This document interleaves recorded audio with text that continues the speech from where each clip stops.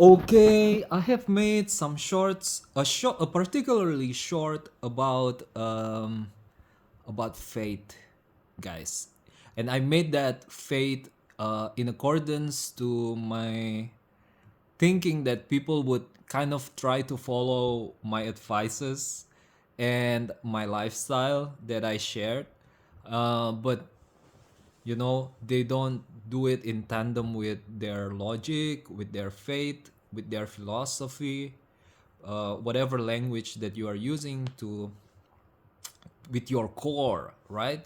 So it's like following a diet without believing in it. So when there's something wrong happen, because you're not really the thing is, for example, if you follow keto, right, and you're just, oh, keto is just this, I'm just going to try it for a week. You don't really know what it is about. It's about using ketones. It's about lower than 5% sugar. It's about changing the enzyme that is you are using. So some people use follow keto, and they're like eating a little bit of sugar that is not little enough. I'm segueing too much. I'm sorry, but let me finish this one because I'm telling you it's related to what I'm about to say. Let me say first the topic, right? I'm saying I want to talk about that I have been stricken, that I have been criticized by my reading of Romans 12. Yeah, and it's about the criticism about how to think and whether or not I have been thinking highly and not down to earth. Okay? Okay, let me go back to that keto. Okay? And people who is not really believing in the diet, they don't really understand the logic. They just want to follow it step by step. I think you shouldn't do anything like that. I think first of all, you gotta have the faith. That means first of all, you internalize it, and if it makes sense to you, then you do it. When it makes sense to you, probably it's not really accurate. Probably don't really understand all about keto. But something connects in you. As a living being, you obviously you have experiences of what works in life, and it if it relates to that part of you, then it becomes yours, it becomes originally from you, and then you do it. Don't follow instructions, just step by step instructions without actually kind of coming from you. That's what it's saying here in the Bible as well. That's what I believe what it says. And then I read further and further. And then back to the topic that I was segueing from, okay? I'm talking about I was talking about faith. What's the meaning of faith? If you don't have faith on it, don't follow it yet, because if you're a Christian and you died and you go to the afterworld, you cannot say, oh, my priest say this, my priest say that, therefore I do this and do that. So that sin is mine, that sin is not mine, that is my priest sin, I was just following him. You cannot say that because at the end of the day, your life is your responsibility. Okay, so yeah, so based on that faith, coming from their basis, um, let's move on into the topic, the main topic right here. So I'm going to read I think all of Romans chapter 12, and this is so impactful. Impactful, guys. First of all, I beseech you, therefore, brethren, by the mercies of God, that ye present your bodies as a living sacrifice, holy, acceptable unto God, which is your reasonable service. When we see holy in New Testament, we refer to the Holy Spirit, which is the Spirit of truth. So I would personally, to the development of my faith, I believe when Paul said holy here, he's advising us to be an honest person, honest people, and be not conformed to this world, but be ye transformed by the renewing of your mind, that ye may prove what is that good and acceptable and perfect will of God. A lot of people like reading this casually and just follow the meaning of what's popular in the church. I mean, that is not wrong, but in this particular case, guys, I am enlightened. Then let me share it to you. And be not conformed to this world, be ye transformed by the renewing of your mind. So this is the development of your faith. Everyone is going to have a different experiences, right? Everyone is going to come up with their own logic, their own way of solving problems, and they're going to have faith on different things, different details. So this is what Paul is talking about. Transformed by the renewing of your mind, based on your own faith, that ye may prove what is that good and acceptable and perfect will of God. So this is an assist to the things that he's going to say next. For I say, through the grace given unto me, to every man that is among you, not to think of himself more highly than he ought to think. Okay? Not not to think of himself highly than other people. He's not saying that. He's saying this. Not to think of himself more highly than he ought to think. Guys, there is a case when you are thinking of stuff that is not for you to think. And how do we know about that? This is what he's talking about. And I think if you are an accountant and you learn about this is actually a confirmation to our discipline, guys. Let me follow through. For I say, to every man that is among you, not to think of himself more highly than he ought to think, but to think soberly. Ooh, what is this soberly? According as God had dealt to every man the measure of faith. Okay, guys, so in accordance to the faith that we're talking about, and another detail that I want to point out is that God Himself bestowed to every single us our own faith. So it's different. It's different, guys. Okay. For as we have many members in one body, and all members have not the same office, so we being many are one body in Christ, and every one members one another, having then gifts differing according to the grace that is given to us, whether prophecy, let us prophesy, according to the proportion of faith. So don't go overboard. You could probably have a sense of prophecy, but then your own mind is going to know the extent of your limitation. And then or ministry, let us wait on our ministering, or he that teach on teaching. Like Paul already knew that people have limits, and even in their expertise, even in their specialization, there are limits as well. And how do you draw the line?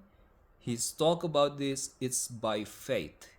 It's based on the faith, based on the in accordance to each other's faith. We cannot really tell. Even Paul, I believe, cannot really document in detail what are the fate of all Christians. Like, no. But within every single one of us, there's this fate. It's like, maybe it's like an item with a particular shape, so we gotta figure it out, okay? And that's where the lines are drawn. It is an instruction here to use that, to draw the line of even for our thinking. So you would you would refer to that, to, to audit yourself whether, is this what I should be doing? Is this what I should be thinking or not? You Is this in accordance with my discipline? Would I be able to derive? Uh, would I be able to grow my faith if I get into this? Would I be able to truthfully grow this talent reliably if I get into this? Because if not, then you know what I mean. Then it is shaky. It's not reliable. It's going to be useless, right? It's going to be useless, and I cannot use it for work. I cannot use it for life. I ended up having things that are worse. I used to be able to rely on my faith.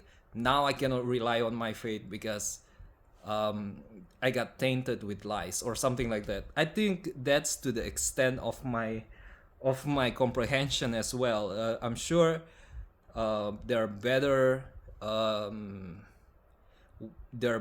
pictures out there, or there are as truthful picture out there that are very different about this very same thing. Okay, next, I just want to share you guys because this is so enlightening. I don't want you. I don't. Of course, sharing in YouTube, I want a good reputation, of course, but I don't want. I am not particularly seeking for what do you call it, a follower or something like that on this one. um so what's next? um or he that exhorted on exhortation, he that give, let him do it with simplicity. Oh, what I mean by follower is gang. I'm not particularly looking for a gang, you know, to be this is my gang, this is my community, and this is my base right here. So I want you guys to be able to be wrong. Next, or he that exhorted on exhortation, he that give, let him do it with simplicity. Now this is, guys, is insane. Or he that exhorted on exhortation, he that give, let him do it with simplicity. Now, guys, this is where I do things. I don't want to say that I have been sinning. Let me have it for myself. But a lot of people, I believe, have the same kind of blind spot as me in this one. Simplicity here, if I see the etymology, it's talking about clearness, or clearness, basically the clearness. For example, if you give, bear with me for a second, it's pretty tricky, okay? Firstly, simplicity, you want to give something to other people, you pretend to buy things from him, but actually you are giving. Isn't that a little bit insulting, as a someone who sells something, your goods and services is actually, nah, I don't need this shit, right? I don't need this. I just want to give it to you. because you are my brother. I mean, a little bit, yeah. The giving part is nice, but the part where you dismiss the product is really what. Why would you do that? But another dimension of this is like, um, there is a special talent. There's actually a faith for giving.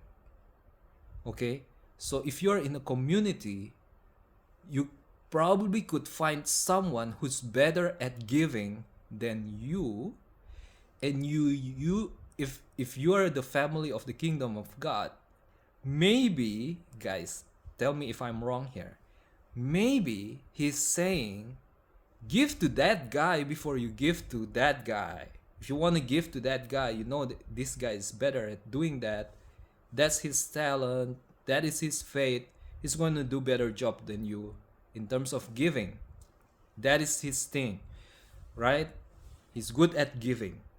So, how do we measure that? In his simplicity, okay? In his clearness, and his way of acknowledgement. All right. I think that's the accurate way of saying it. That guy must be good at acknowledging people, acknowledging people's merit, I think, because very meritocratic. Jesus, very meritocratic. Three parables about meritocracy. The brides who are waiting for the groom. There are five who are prepared, five who are unprepared. If don't give to the unprepared, otherwise you would be sacrificing your own preparation. That was the parable. Obviously, are you going to apply that to every single situation? Maybe not, but that's one. Another one would be 1, 5, 10 talents. Another one would be, in the morning the salary is this much, and in the afternoon the salary is this much. Why is that guy getting the same salary as me? He just worked few hours and stuff. That's also the parable. That's my money. I want to do it, whatever with it. That's my money. So that is the merit of rewards. If the reward is not yours in a way that other people could say something about it, about how it is being used, then it's not really yours, right? So that's not really meritocratic. And very meritocratic, there are plenty of other stuff as well. What else I want to talk about it? I actually remembered about it, but now I kind of segue into much about that. Let's continue on. So simplicity, guys. I mean, yes, this is what you are supposed to do. Yes, no innuendo or something like that. But also, Paul acknowledged that it's hard. It's not always easy to do that. And it requires a special talent to be able to properly give. And there's a degree of betterness. There's the better giver than you. That is valuable. That is very valuable. He that ruled with diligence, he that show mercy with cheerfulness, he let love be without dissimulation. Guys, again, very, let it be clear, guys. Abhor that which is evil, cleave to that which is good, okay? Be kindly affectioned one to another with brotherly love, in honor, preferring one another. Okay, let me remind you guys about the topic, because I already segueing too much to different stuff. We are talking about thinking more highly than we are supposed to, and the milestone is our faith. Okay, so what I'm going to get at later in talking in the next parts are the how to think, okay, and have you think too much? Have you think too highly? How can I tell whether I am already out of line in my own thoughts? Of course, freedom, you can think whatever you want, but what does Christianity say about that, and how to improve? Guys, this is the direction of improvement right here. Have you out of line? Have you been out of line? Here we go.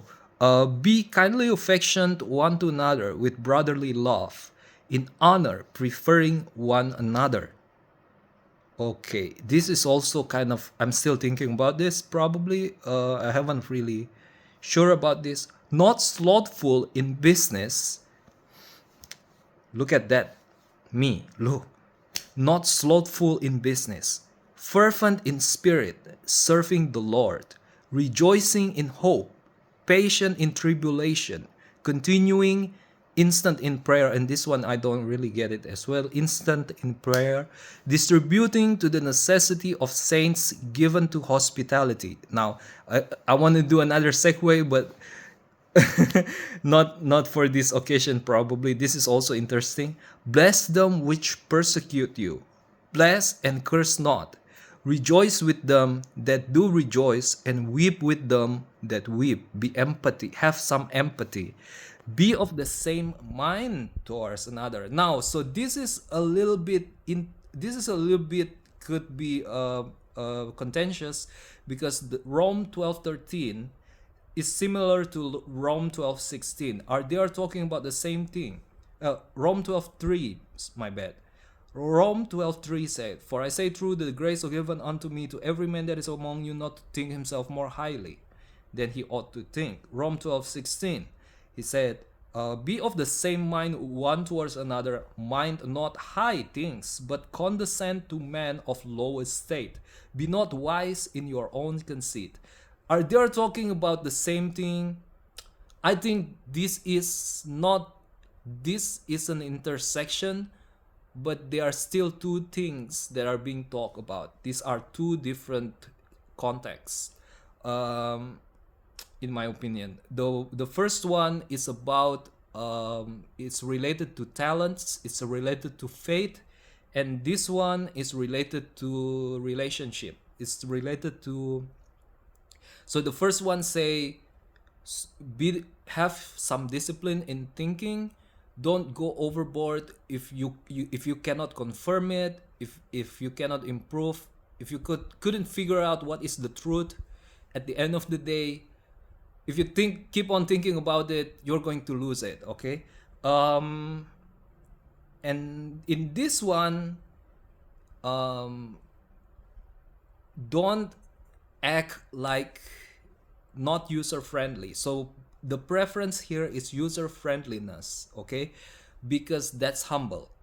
Because you could be wrong. If you're not user friendly, it's pretty hard to correct you. So this is what it's talking about. Be of the same mind one toward another. Mind not high things, but condescend to men of low estate. So it's like marching in a in a lines towards the battle. The slowest the slowest part of the army is the one that determines the speed of the fleet, the speed of the whole army. It's the slowest one. So this is what this one is like that. Be of the same mind toward another, mind not high things, but condescend to men of low estate. Is this communistic? Is this not meritocratic? This is a lines towards war. This is a fight that we want to go together to beat the enemy. Okay? So mind not high things, but condescend to men of low estate. Be not wise in your own conceits. So be user friendly. Be user friendly so that people could criticize you. And then even the lowest of the low could see something. Could, for example, there's a torn, there's a part of your trousers that are torn, so it shows your underpants, and a homeless guy may point out, "Hey, dude, you have a torn trousers." That guy doesn't have to graduated from university to criticize you about that. He could just say it and it would be truthful. And next, recompense to no man evil for evil, provide things honest in the sight of all men. obviously he's talking about don't lie to your, just don't lie. It's better for you to not lie, even if you want to attack somebody. If it be possible, as much as light in you, live peaceably with all men. Dearly beloved, avenge not yourselves, but rather give place unto wrath. So, obviously, if you've done something bad, there are consequences. I mean, it's like evolutionary. We got it in our serotonin, we got it in our hunches, right? If we do something wrong, we feel bad, and that is not without reason. So that is what's read, in my opinion. I haven't really looked into it deeply. For it is written, vengeance is mine, is God's, I will repay, said the Lord. Okay, but wait a minute, I've also made video about racism and stuff. That one is not a revenge, guys. I'm not trying to attack a group of people. I'm just saying, if I be, like, for example, if I do some things in public, it's so easy for me to get canceled. And being canceled is not really like job related, but the risk here is going to jail or becoming a target of robbery or something like that. Or I mean, why does the things go like that? I think, people gotta be smarter, and I have to instill this discipline of thought to people that, you know what, this you gotta extend the line of this sensitivity of racism and stuff. I'm not being vengeful. I'm trying to make people smarter so that everybody could have more space to talk in public and everything without facing vengeance from other people, which is really not necessary. A lot of times people have good intentions, but they go to jail. Let's not be like that. I mean, vengeance, yes, it's vengeance. It's vengeance towards the demon that makes us stupid. Okay. Next. Therefore, if thine enemy hunger, feed him. If he thirst, give him drink. For in so doing, thou shalt heap coals of fire on his head. Reality is reality, guys. Even if you are evil, if you are taking advantage out of other people and become the winner of resources game, but still, evil is evil, and you don't want to maintain the momentum of evil in the community. If you are a participator of that, that is sense of responsibility. Where does that come from? All right, that's come from the way the reality works. Anyway, be not overcome of evil, but overcome evil with good. And again, Paul is pointing out that good could be used to overcome evil. And I'm not going to go too deep into that, but the criticism that I got here is that, you know what, you're not being